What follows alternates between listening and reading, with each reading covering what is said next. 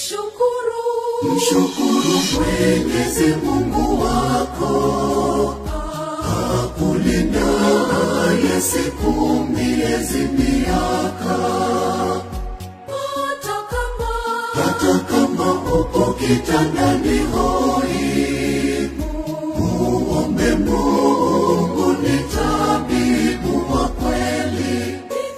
Piga goti kwa Mungu, mwambie asante, kwani amekuponya na magonjwa na kifo. Mwambie Mungu asante kwa wema wako.